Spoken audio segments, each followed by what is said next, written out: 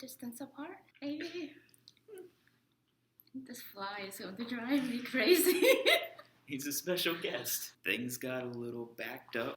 We're back. We're back. We read book 7? 7. 7. Seems like so long ago. It does. And it was a lot longer than the other books from what I remember.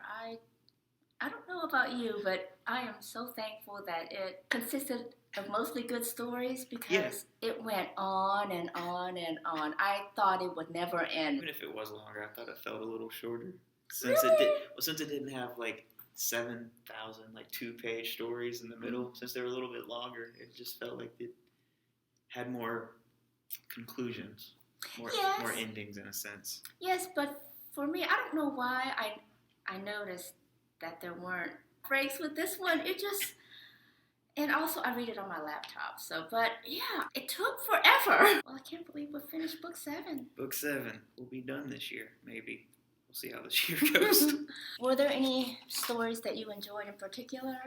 I thought this one was interesting in that it did some different things than the other ones. Like, it's the first one that had like a sequel. Shared names loosely from story to story. The trickster woman was actually like the sequel. Oh, yes. Delilah the crafty and her daughter Zainab the coney catcher. Did you know what a coney catcher was? It's like a trickster, and I didn't know that. I had to look it up.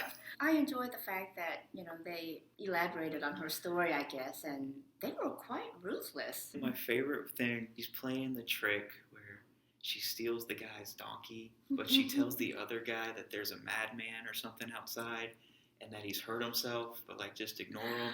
So when he's running around through the guy's shop or whatever, he's like, It was a very well-timed, well-made joke. Sorry, the fly is about to drive me crazy. Oh my gosh. I liked how they set up all the punchlines. Even though you could almost tell where like the tricks were going, they always like took a turn, and they were smart. Did you like Jonor the Seaborn and her Sun King, where Jonor's family were mer people? And right. That was weird. A lot of genies in this one. I remember not disliking that one, but I can't remember exactly what happens. Jonor's son, I can't pronounce his name. He overheard his mother and uncle talking about a marriage proposal. But the one who his uncle and mother wanted to marry him to was the daughter of this king who was very rude, and he didn't think anybody was good enough for his daughter, and he always refused everybody. And she turned out to not be the best, candidate either. But then again, in the end, he ends up marrying her. It was just really strange. He ended up on a ship, and then they shipwrecked, and then he was on different islands. Yeah. I mean, but there were several stories like that, though. Like, for instance, I think which other one was like that? It was The Adventures of Mercury Ali of Cairo. What was that one? I don't remember, but I think he went on a lot of adventures too. Ardashir and Hayat al-Nufus. I think this was a retelling because I know that we read it in a previous book. She refused all of her suitors because she dreamt about the pigeons, the male pigeon. The male pigeon not rescuing the female pigeon, and then she thought that all males would desert them. I remember that story from a previous one. He does say some of the footnotes, like this is a retelling of a different story. However, this was written over how many years? I guess some things are going to get. The last one was good. Which is the last one? King Mohammed and the Merchant Hassan, where he asked for the best stories, and then And then the very last story in book 7 was the retelling of the story that he came back with. The tale that they couldn't talk about. Yeah. It was a neat frame for a story. But I don't know why they're so... Something about these is just so... It just doesn't stick. I think there's a lot going on, like Like too much going on. too much going on. Yeah. I guess you can't really like sink down on like one name because they like change so quickly. I guess. Or Definitely not your typical narrative fiction where there's one storyline, to really follow, and then the same characters to keep up with. even like if you read like a short story collection, you can kind of like piece out the different stories. But maybe it's just because it's so expansive. It's definitely 'Cause expensive. it still feels like it's from like 7 months ago. 'Cause Yeah. It's still.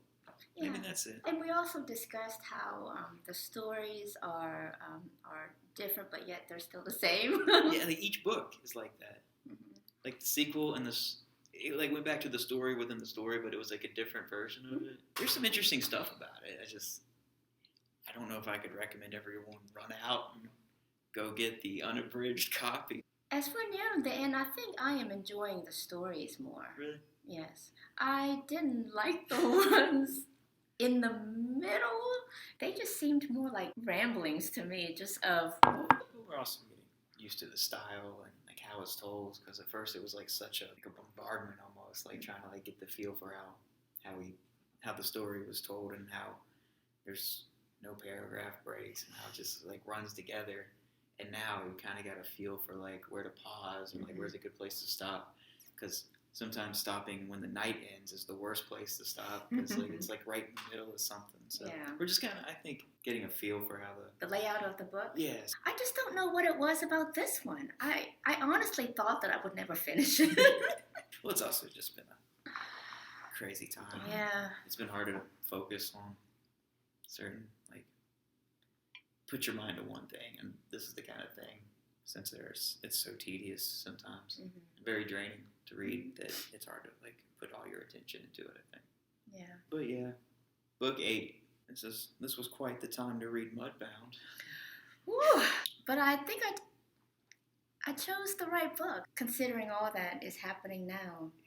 But did you know anything about it going into? No, all I knew is that Mary J. Blige was nominated for an Oscar for the movie. Oh, she stars in it? Mhm. Oh, I didn't know. Yeah, even Colby and I, when we watched the movie, does such a good job. Like, you don't even, like, see Mary J. Blige. The movie was very well made. It, like, took just passages and dialogue and just dropped it in. They changed some things at the end, but they captured the spirit of the book. Oh, good. I didn't know anything about the book going into it. And I am so glad, because I think it added to the wow factor. Yeah. Yeah, it was a lot more disturbing than I expected, but it was just so well written and just so well organized, I guess. I mean, just how she went about the book and the timeline. She definitely created a lot of memorable characters. So each chapter is told in first person, so it's a different character, but it doesn't feel like the same writer writing each chapter. It was the details. She didn't get, like, hokey with using dialects and things like that. Like, there's a little bit in there to, like, differentiate, but each character was very believable. Oh, I agree. I read somewhere that she originally, might have been in the back of the book, how she originally was going to start and end the story from Pappy's point of view, but he was such an evil character that it just, like, ruined the rest of the book. And Pappy has to be the most despised characters. I just bristled every time he came onto the scene. I don't remember hating a character as much as I despise Pappy. I don't know, whenever they describe the character with, like long yellow teeth, I don't know why. I cannot help but they come this way and not this way. And, like, even how she, like, sprinkled in the whole juxtaposing little things, like the two doctors. Like, that was really, and there's a bunch of the two brothers, the many women. Yes, because they were very different. Very real. Like, just those little details. Yeah, that's why I was so tickled when you thought that it was nonfiction, because although it is fiction, you can definitely see how this occurred back then. But were you taken aback by the twists and turns? I was not expecting certain things. I had a feeling something was coming. Like, Really? You don't build that kind of book with the Doc and Pappy kind of characters and then have such a close friendship between Jamie and Ronsel and not expect something bad to happen. I just like how she, even though the mob was only like 4 people, like that's all it took for this horrible incident. Mm-hmm. Like it doesn't take like these massive amounts of people. It only takes a handful. It was so heartbreaking, but I mean, I think it was heartbreaking in many different ways. Just how Ronsel was treated by the mob, and then also just the complicated relationships, I guess, between the brothers and then Jamie and Pappy. I honestly didn't even consider the fact that he could. This is a spoiler alert. I honestly thought that Ronsel's mother was the one who killed Pappy, but did you see it coming? I thought the same thing. She was able to like took that turn, and the fact that Ronsel's mother still has no idea. Like everyone thinks it's natural causes. It was very well planned out, very well built. It was a solid pick. Yeah, I mean, I'm glad I picked it. It's such a heartbreaking story, and and it's really sad to think that I'm not sure if we've come any further than. Fiction's always about the truth and the lie. So like, even though, despite my that was thinking, very well put.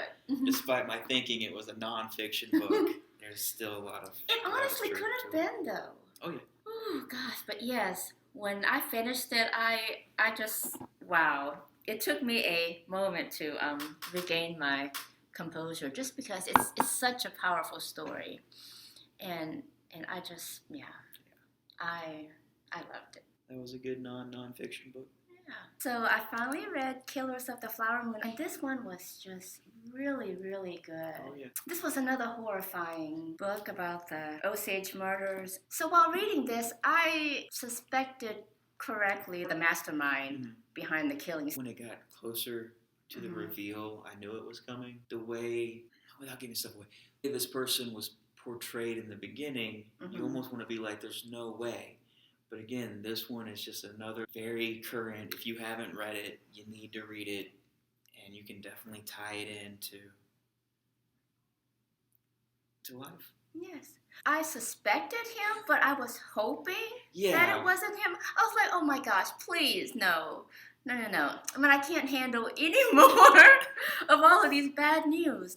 This was a very horrifying story. Also, they couldn't even get the local law enforcement to do their job justly. They were also corrupt. So it took Tom White and his team to come in and to solve the Osage murders. They tied to oops.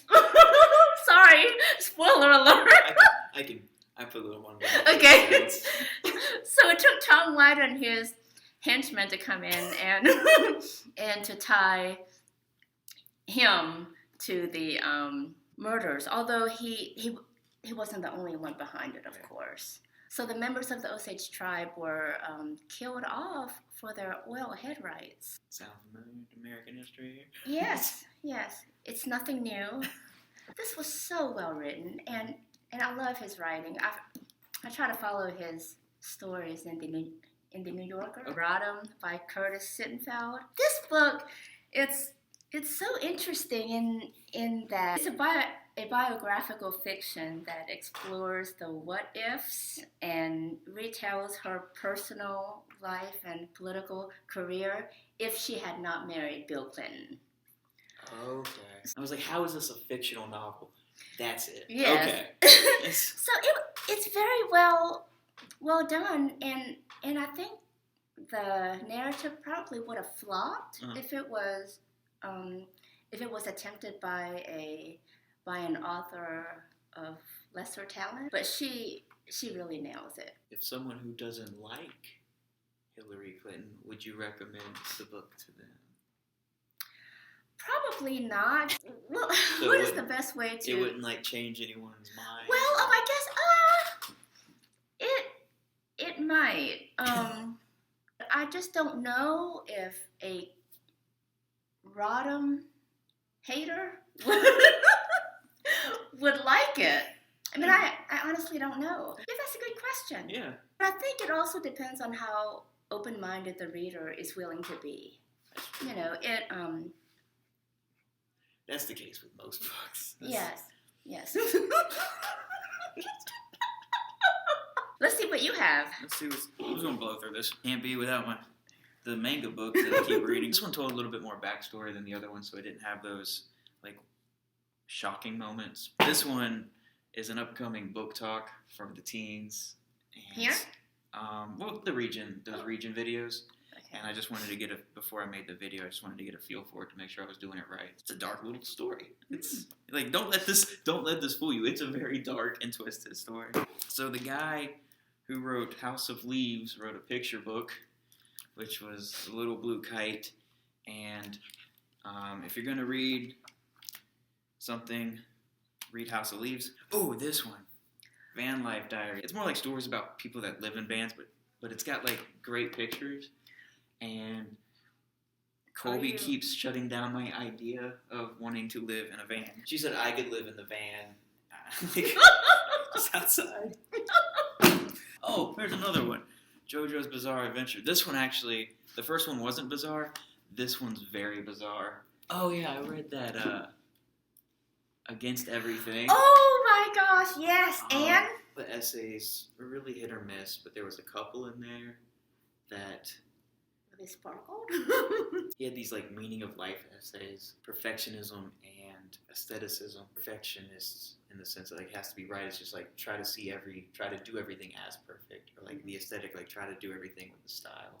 Now see, that was a interesting. Maybe if he had put that essay first, I would have been able to get through it. But oh my gosh, why against exercise?